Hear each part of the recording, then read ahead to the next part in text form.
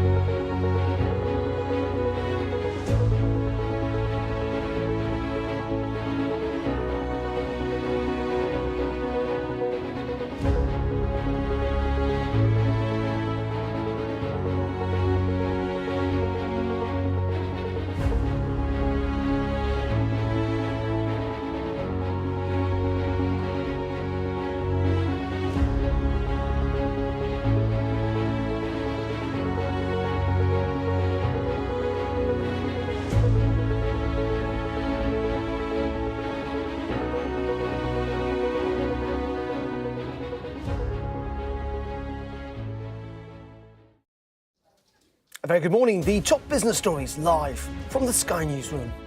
The Bank of England prepares to announce a decision on interest rates with a cut almost certain. Wall Street surges to record highs as Donald Trump wins the presidency. And an inflation warning from Sainsbury's as the supermarket says it's set for a £140 million hit from changes to national insurance and the minimum wage.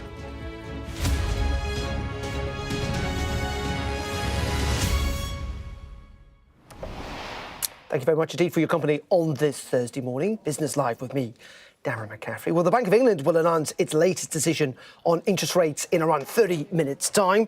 Economists widely expect the bank to cut the base rate from borrowing from 5% to 4.75%. A rate cut will be good news for borrowers and those looking to renew their mortgage, but the outlook for inflation is not without risk. Let's bring in our business and economics correspondent, Gurpreet Nawal, who joins us from Millbank. Very good morning to you. We are expecting this cut of 0.25%. Another significant moment on this kind of route out of inflation, if you like, and to lower interest rates.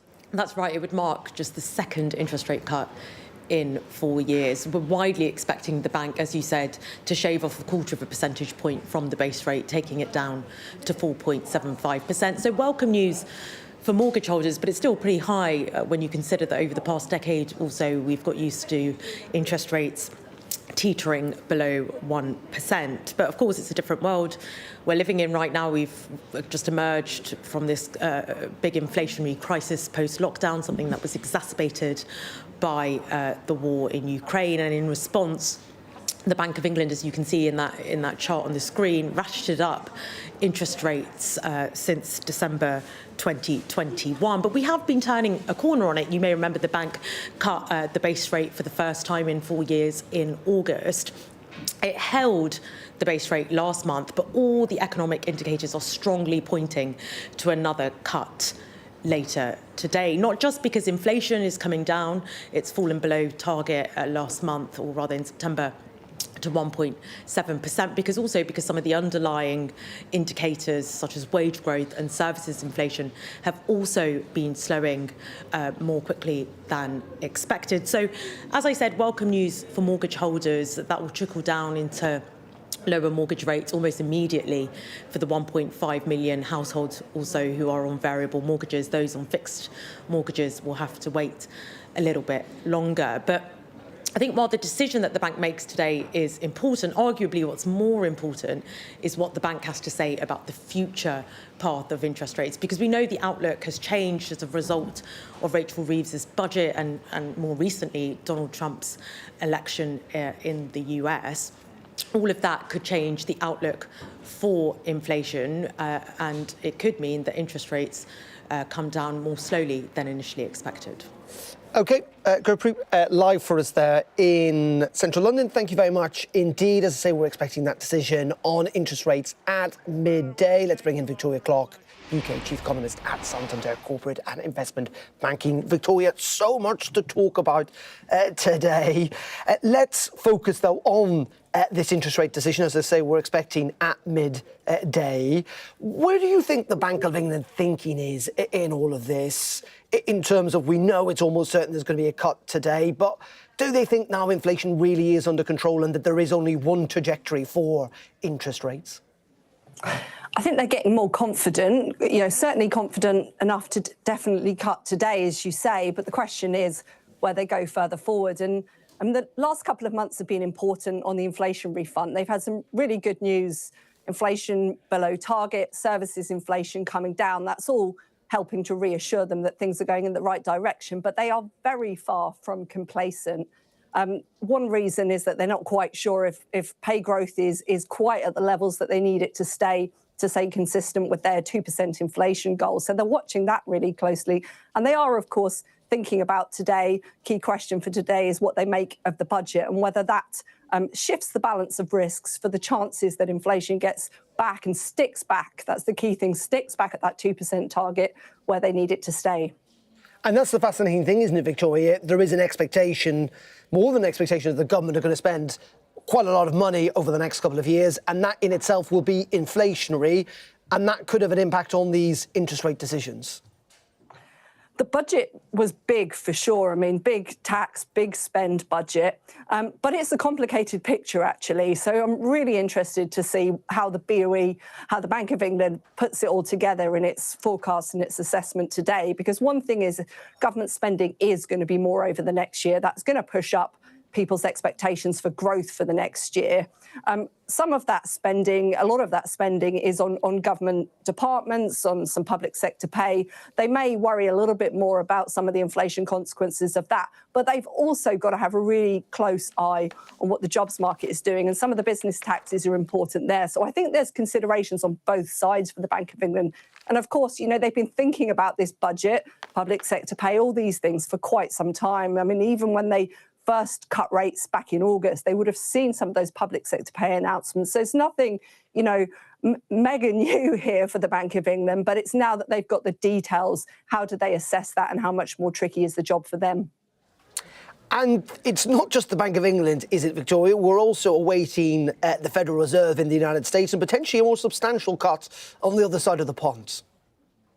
Yeah, it's Federal Reserve day today as well. It's expected that they will also cut. They've got inflation looking better as well. They've been worrying, perhaps not so much recently, but in the recent past at least, that the economy might be weakening. Actually, some of the recent data has been a bit better there, but it does seem as if the Federal Reserve is also in cutting mode. Perhaps not too aggressively over the coming months, but they are also bringing policy rates down. And together, these are two central banks that are getting more confidence that inflation is re-anchoring back where it needs to be, but neither of them are complacent. So I expect quite a lot of caution to be the message from both of them. But there is, of course, a massive element of unpredictability, and that is a new or incoming US President-elect Donald Trump. We saw the markets soar yesterday stateside. What's the view here in London about the impact that a Trump presidency could have on the UK economy, on these decisions that not just Rachel Reeves will have to make, but also potentially the Bank of England in the months and years to come? Yeah, look, Trump's made some pretty big promises, commitments during the election campaign, but I think everybody is now waiting to see exactly what that looks like when he comes into office. We've heard a lot about tariffs. We've heard quite a lot about taxation, on the fiscal outlook for the US. All these things have been really important drivers of global markets over the last 24 hours, but we really need to kind of sit tight and see the details. And I think that's where the Federal Reserve's mind will be tonight. It will do today's adjustment, and it will say, look, there's some big forces here. We don't quite know how the tariff negotiations are going to play out. There is, of course, more worry about inflation as a result of those tariffs, but it really does depend on the details. So I think neither the Fed, neither the Bank of England, nor any other central banker would be wanting to rush into things. It's time to sit back, watch the data, and make those judgments probably as we get into the first or even second part of next year. And just very finally on this, Victoria, I'm kind of going down a route here. We don't know what's going to happen. You said there's a large element of unpredictability. There is a thought process where tariffs would be very bad for the UK economy. Government ministers are concerned about a trade war. They certainly are elsewhere in Europe as well. In trade wars, though, sometimes there are also winners. Could you envisage a situation where actually the UK could do quite well under a Trump presidency if it manages to get certain exemptions, for example? Well, I think that the devil is in the detail of these things for sure. And, we'll need to come back next year and see where exactly the UK comes out of it. Now, the UK trade situation with the US is interesting. I mean, one feature of UK exports to the US is that they're quite heavily services dominated. So that may be less of a focus for tariffs than other countries which are exporting many more goods items. And on the goods side, if you look at flows to the US versus flows into the UK, those goods flows are much more balanced. So it is, depending on the shape of the negotiations, the specifics and anything else, the UK is in a better position than perhaps others to come to the negotiating table. Yeah, it's going to be really fascinating the next 6 months or so, and we'll see exactly what President Trump does and how it pans out for us and indeed the rest of the global economy. Victoria, for the time being, really appreciate your time. Victoria Clark there from Santander. Now, let's bring you up to date with some of the rest of the business news on this Thursday morning. And Sainsbury's says that rises in national employer contributions and the minimum wage set out in the budget are likely to feed through to inflation. The supermarket says it doesn't have the capacity to absorb an expected hit of £140 million, it says, in additional costs next April. House prices have hit a new record high, with the average price for property now at £293,999. That's up more than 400 quid from the previous peak in June 2022. New figures from the Halifax House Price Index show the prices increased by 0.2% last month, bringing annual growth to 3.9%.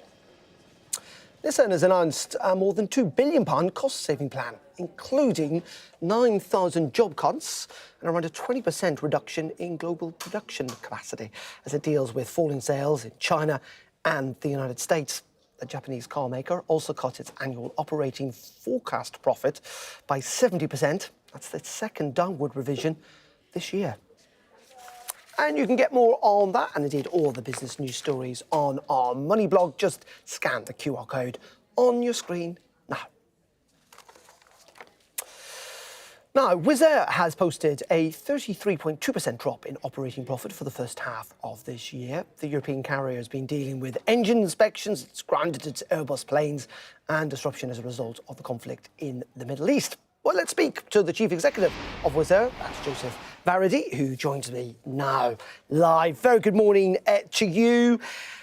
You know what? Things aren't necessarily looking that good at the moment. Why is that? Well, I think we are doing better than how we look at the moment. I mean, let's not forget that we are processing unprecedented events like the engine groundings, geopolitical issues affecting our operations significantly. But the fact of the matter is that when I kind of look forward, we are seeing a strong revenue environment. We are improving our unit revenues. I think our costs will come under control as we are kind of maneuvering through the cycle of the engine groundings. So actually, I'm quite positive. But these are just big events to process. Let's talk about the engines if we can. These are the engines on Airbus planes that have taken dozens of planes essentially out of service for periods of time. Are you expecting an improvement in that? I think this is going to be a long process. I'm expecting this whole engine issue to be behind us by around 2027. I don't think it's going to happen before. This is just requiring collaboration with the manufacturer. You may appreciate that the manufacturer became overwhelmed by the issue, so they are now short on parts, they are short on materials, labor, infrastructure. So as a result, all these engines are basically queuing for inductions into shops and repairs. So as a result, it's just dragging the process for a long time. So like another 2-3 years to go with this. Let's talk about passenger numbers if we can. You say things are pretty resilient out there. People have taken back to the skies post-COVID, but passenger numbers rose by less than 1% year on year. It's not been quite the bounce back that lots of airlines had expected this summer. Is that fair? I still think that the revenue environment remains robust, remains strong for the airline industry. People want to fly, they want to travel. As far as we are concerned as Wizz Air, our issue is really related to the engine-related groundings. We were forced to ground 20% of our fleet. I mean, that's a big number, basically 45 aircraft on the ground. And we have been really fighting for capacity in order to maintain our presence in the marketplace. Now, the good news is that actually that phase is coming to an end, and we are at a tipping point, and next year we are growing again, and we are expecting another 20% growth year to come, and that will continue onwards in similar magnitude. So I think we are in a better position now going into 2025. And let's talk about where Wizz flies to. You're saying today that potentially you're going to look at where the routes are more profitable, where it's better to fly to in the future, a reassessment, if you like. What does that look like for passengers? Where is Wizz Air more likely to fly to in the future and less likely to fly to? Yeah, that's an interesting question, because this is like an ever-changing environment with that regard. I mean, people preferences continue to be affected by external factors as well as their own inherent drives and preferences. We are clearly seeing that we are picking up the pace on leisure traffic, so people spend more time, more money on recreation, on family vacations. City breaks have become very, very popular. And we have an interesting footprint because we are covering the whole of Europe, and we are extending actually our reach towards the east, to some extent to the Middle East, but also like the Caucasus, even Central Asia. And more people are getting engaged with these new destinations. So I think depending on who you are and what you are really looking for, we try to make an offer to everyone, whether you are an adventure seeker, you are a business traveler, or you are a family vacation maker. And I think you can find your way with Wizz Air. I mean, we have almost 1,000 routes available to the public, to the travelers across our network. And these aren't now just in Europe. I mean, the interesting thing about Wizz Air is that you're going further and further afield, including to Saudi Arabia next year. A long-haul flight on a low-cost airline might not seem like a positive prospect for lots of passengers. Well, I mean, I wouldn't classify these routes long-haul flights. So we have launched the London Gatwick to Jeddah service. We will start it next year. Demand is incredible. I think demand is overwhelming. Lot more than what we thought. So clearly, people look at the equation and they feel that this is a great deal. Flying a brand new aircraft. A lot cheaper than alternative ways of getting there with a direct flight, and I think that appeals a lot to them. And just very finally, you know, yet again, Wizz Air has been named the worst airline in the UK for delays, the third in a row. A lot of people aren't very happy with the Wizz Air experience. What are you doing to address that? Because, you know, there is a lot of competition out there, and you've been bottom of the pile for 3 years in a row now. Yeah, we are making lots of investments. I think I can probably say by now, other than the very peak periods like the summer peak period, our operations are very much in line with the rest of the industry. Actually, on certain measures like flight completion, we are at the top of the industry. We are the best performing airline in the industry. But when it comes to peak time operation, we are still affected by external factors like the dysfunctional air traffic control operation. And we are trying to build more resilience against that to make sure that during that period we have more buffers in the system, we have more aircraft, we have more slacks, we have more crews available. So we are trying to address it. So hopefully going into next summer, we'll do a lot better. OK, well, we will wait and see. József Váradi, the Chief Executive there of Wizz Air, thank you very much indeed for your time this morning. Thank you.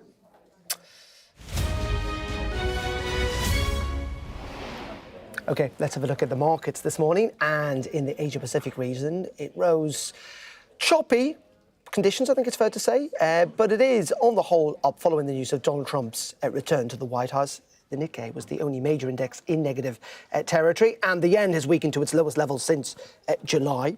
Overnight, as we were saying earlier on in the United States, all three major benchmarks hit record highs following Donald Trump's victory. The Dow Jones Industrial Average surged to a record close, while the S&P 500 benchmark also hit an all-time high.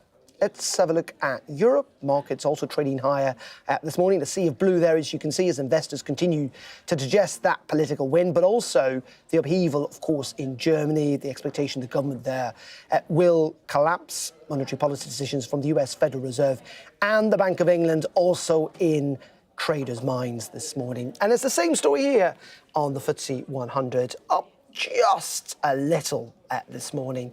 Meanwhile, the luxury fashion brand Burberry currently performing well following reports of an attempted takeover by Moncler.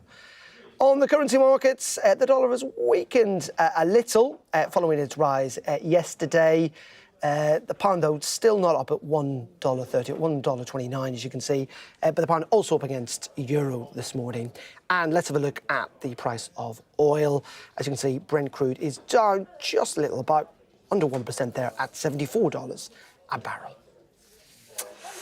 And we'll have more on all that market news, particularly focusing on Donald Trump's win and looking ahead to the interest rate decision. That's coming up in just a couple of minutes. Stay tuned.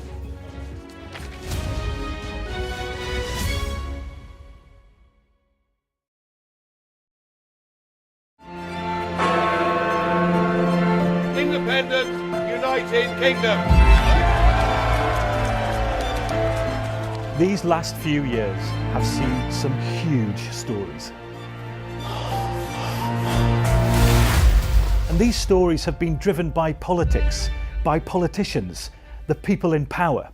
You must stay at home. And it's my job to figure out how these decisions made by politicians impact all of us in our everyday lives. This is the worst thing I've ever been through in my life. People turn up here with their child stuff in a black sack and just say, don't want to. And that is what it is. It's first-class poverty. Is this an example of the welfare state failing? We take you to the heart of the stories that shape our world. These are stories that affect us all. Millions of children are now having to catch up. Some stories have changed all of our lives. Because like the residents, the staff are being infected. Politicians, they make decisions all of the time, and it's our job to hold them to account. I wonder if you will take this opportunity to apologise to those families. But in the end, the real power doesn't actually lie with the politicians. The real power lies with the people. I'm Nick Martin. I'm the People and Politics correspondent at Sky News. Weeknights on Sky News. This is your chance. Tell people. Welcome to the Politics Hub. Our police force has apologised. If you want to find out about Grimsby, you come to the docks.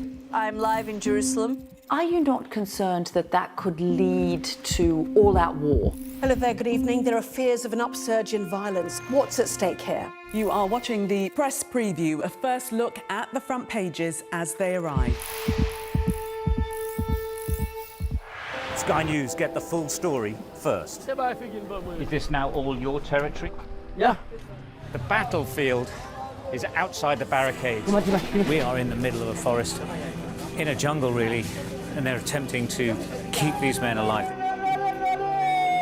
I'm Stuart Ramsey, and I'm Sky's chief correspondent. It's really dangerous. Many people have died riding it. Welcome back. As we were saying just before the break, US stocks rallied sharply to close at a record high last night following Donald Trump's win in the presidential election. What's it all going to mean? Let's speak to Ronald Temple, Chief Market Strategist at the financial and advisory and asset firm Lazard. Very good morning to you, Ronald. Record high. Why is that? Why is the stock market so excited, if you like, about a second Trump term? Yeah, well, I think the initial reaction had a few different factors. One, many hedge funds and other investors had basically reduced their risk profile coming into the election because obviously, as we all know, it was apparently going to be a coin toss. You know, there was no clear lead. So people wanted to wait, see the result was. And in many cases, investors thought it would take days, if not weeks, to get the results. So when it came through quickly, you saw a rush into equities that were positioned to benefit from a Trump presidency.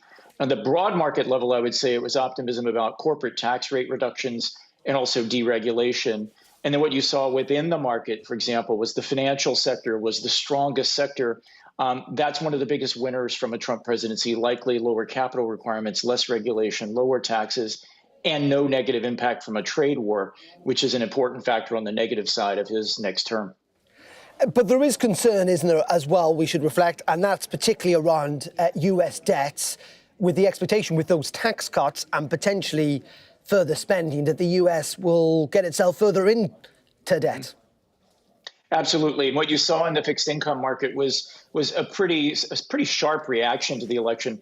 US 10-year Treasury yield went up 16 basis points since Tuesday's close. The 30-year Treasury yield up 18 basis points. And I think what you've got there is a combination of three factors. Number one, concerns over larger deficits. Trump and Harris, by the way, both were making promises during the campaign that were not paid for, you might say. But Trump was much more generous with those promises. And independent observers have scored that he might increase the federal deficit by $7.5 trillion over the next decade. So I think part one is there's a concern over rising deficits. Number two is there's a concern over increasing inflation. A number of Trump's key economic policies are actually inflationary. The trade policies he proposed in terms of a global tariff and a tariff on China in particular, his policies around immigration could be inflationary.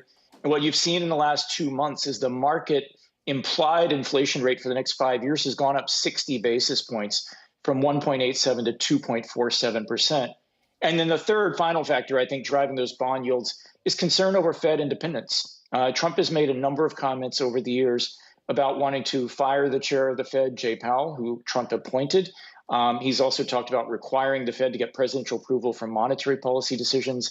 And I think investors are rightly anxious about the prospect of the Fed being less independent with these large deficits and debt to GDP at over 100%. And just finally, Ronald, and quickly, if you can, because we're running out of time, which is how much is that going to weigh, do you think, on the Fed's interest rate decision later today?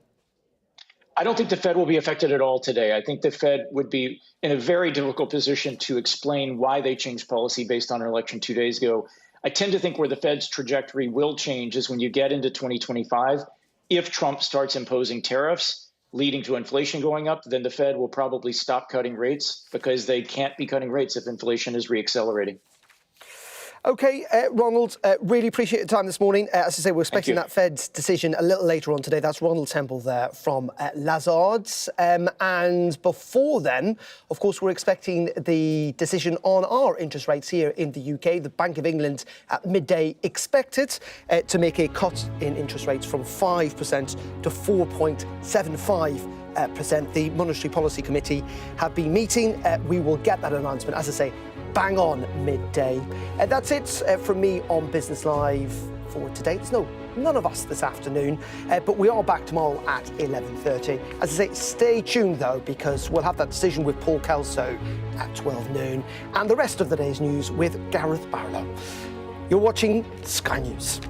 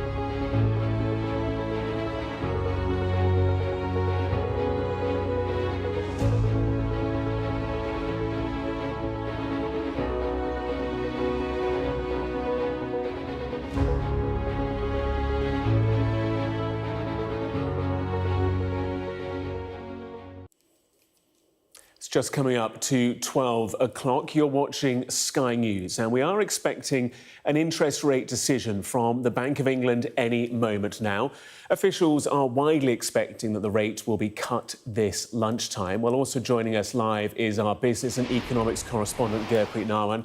Gurpreet, what should we be expecting to come in the next few seconds? Well, we're widely expecting the Bank of England to cut interest rates by 1/4 of a percentage point, taking them to 4.7%. And Gurpreet, I'm just going to interrupt you there. It has been cut. It's been cut to 4.75%. So that breaking news here on Sky News from the Bank of England, that the interest rate by the bank has been cut by 0.25% to 4.75, the second fall in recent months, as you can see there. So, Gurpreet, sorry, as you were saying, that widely expected cut now been confirmed. Yeah, no surprises there whatsoever, Gareth. We were widely expecting that cut, 0.25 percentage points, taking the base rate now to 4.75 percentage points, 4.75% rather. I think we just had a graph on the screen a second ago showing just how we got here, showing how the Bank of England has been ratcheting up interest rates since December 2021 to cope with that inflationary crisis that emerged post-lockdown It was exacerbated by the war in Ukraine. It took interest rates to a peak of 5.25%. But we've really turned a corner on inflation. The Bank of England, as you may remember, started cutting interest rates. You can see there, started cutting interest rates back in August. It paused last month, but all the economic indicators this month were strongly suggesting that the bank would move again, not only because inflation fell below target and crucially fell below expectations to 1.7%, but also other underlying indicators that the bank looks really closely at, such as services inflation, as well as wage growth, but also slowing more than expected. In fact, Andrew Bailey, the Governor of the Bank of England, a couple of weeks ago, speaking in Washington, gave us a strong hint as to what he was thinking on this.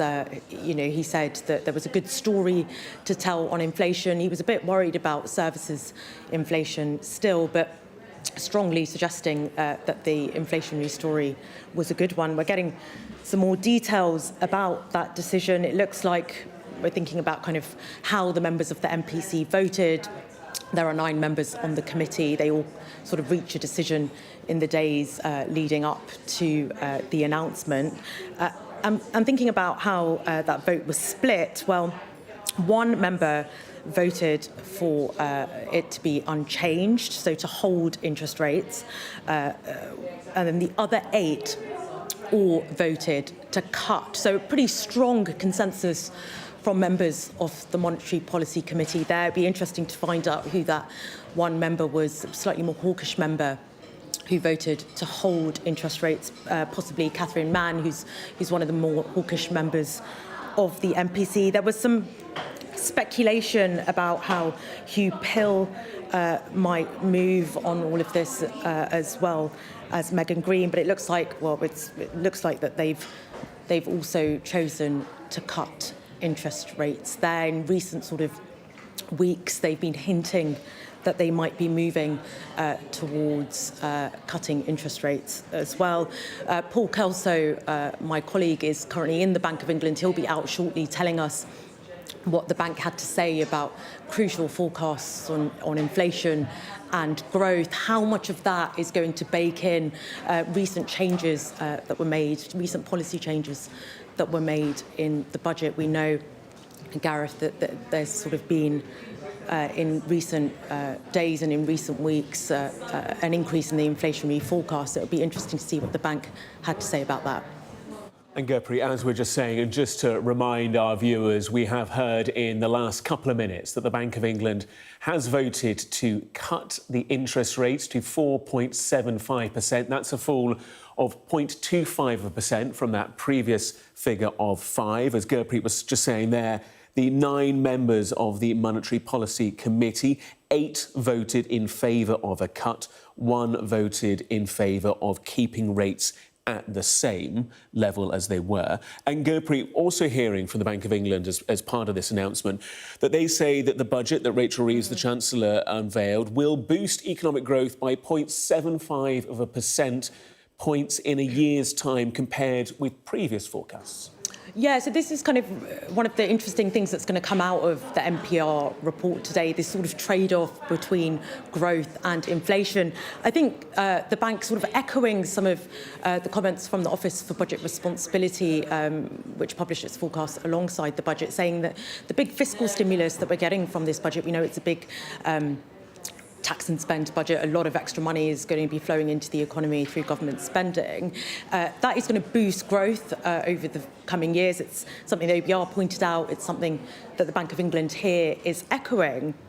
But also, the Bank of England pointing out in its report that's just been released that it will also increase inflation by up to 0.5 percentage point over the next few years, also echoing something that the OBR pointed out last week.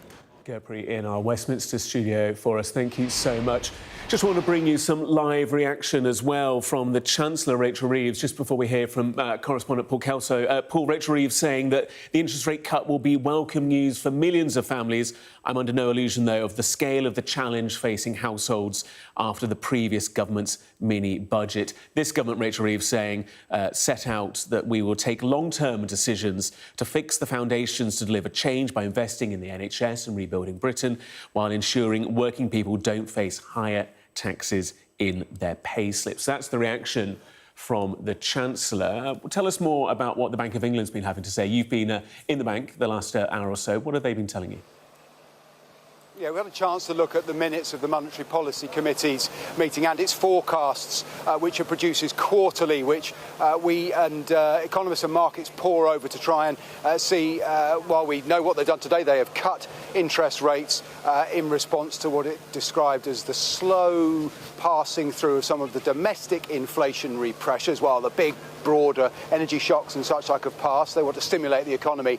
We're looking for what it's going to do next, and we've heard Rachel Reeves's reaction there to the rate cut, which is welcome. I'm sure she welcomes. She might be less welcoming of what it says about the impact of her budget. This is, of course, the first meeting of the MPC since the budget, and it describes the budget in as inflationary, essentially. It will, in the bank's forecasts, they view that it will push up inflation by about 0.5 percentage point at a peak sometime in 2026. A bit more on that in a minute, but also deliver a 0.75 percentage point increase to growth. Now, that's in line with what the Office of Budget Responsibility have said.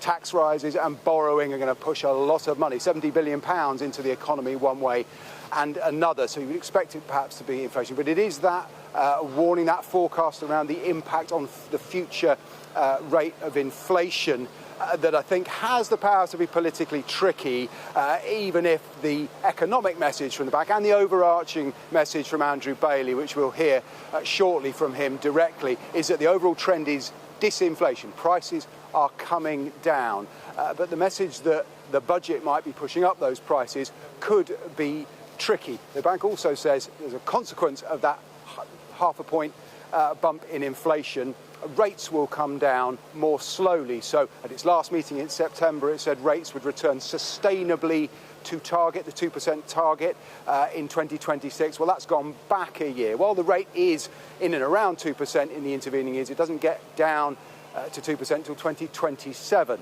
So those measures are attributed to the budget. Now, all of this could change if the impact on the economy and broader global trends are different to that which is currently forecast. But there is an issue there, I think, for the Chancellor to address. And rates came down today. The bank still thinks they will come down gradually. Really interestingly to me, in the language, the overarching language the Monetary Policy Committee uses, they talk about disinflation being the overwhelming trend, and crucially, the language around the path of rate cuts. How quickly will they fall? How quickly will people at home ultimately feel them, perhaps, in their mortgage renegotiations, in the cost of borrowing? That language today is identical to the language used in its last meeting in September when they held rates. It is a cut and paste.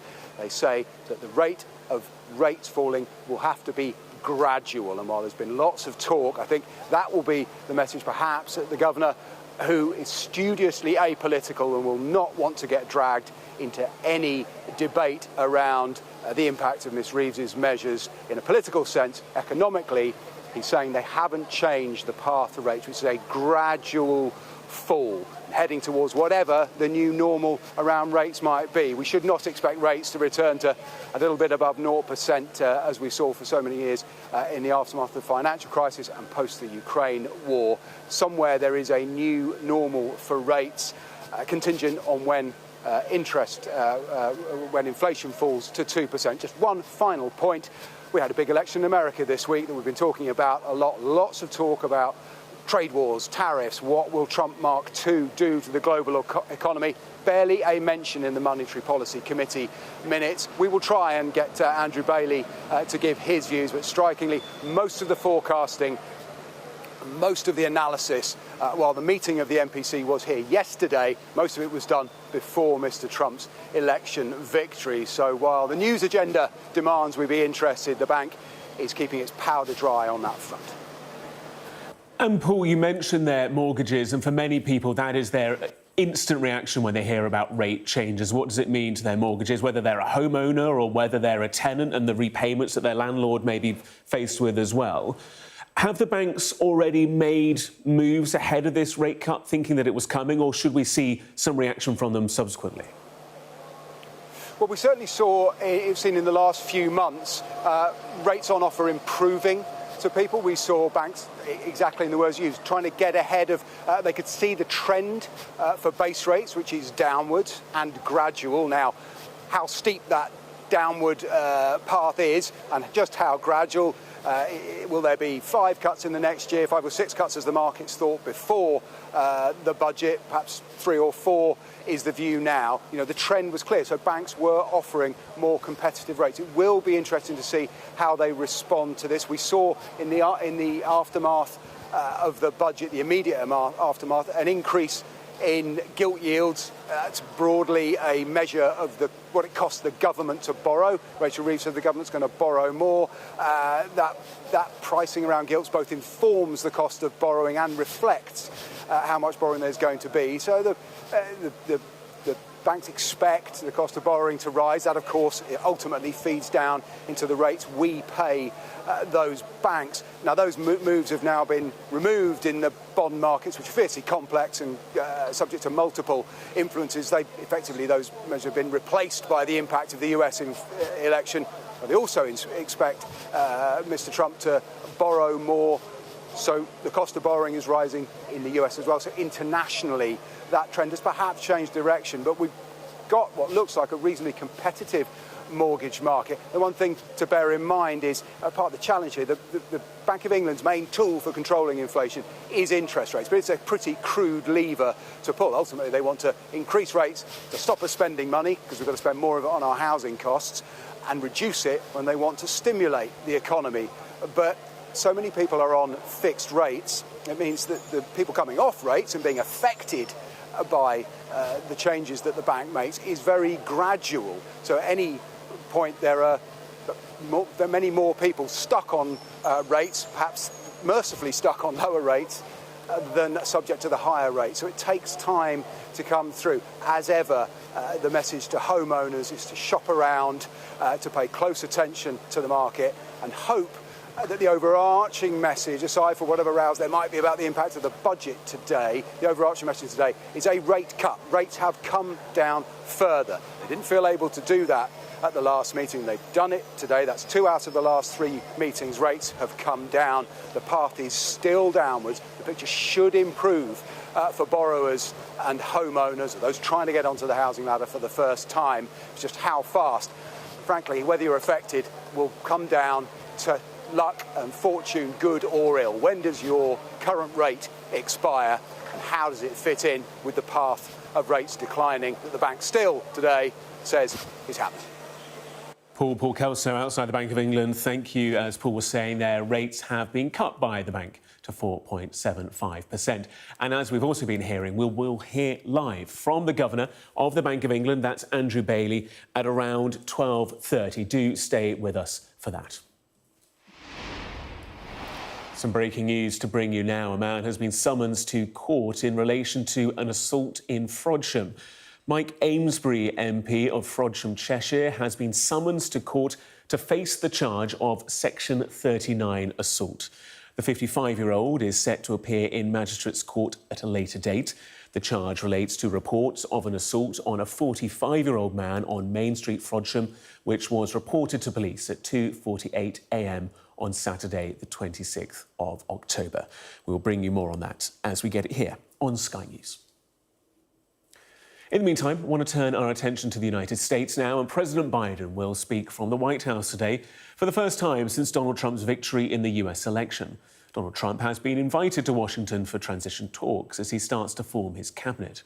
Last night, Kamala Harris promised a peaceful transition of power as she addressed her disappointed campaigners. The election result has put the future of world relations also in the spotlight. We'll bring you more on that in just a moment. That's as European leaders have been meeting and President Putin prepares to be speaking. But first, this report from our US correspondent, Martha Kelder.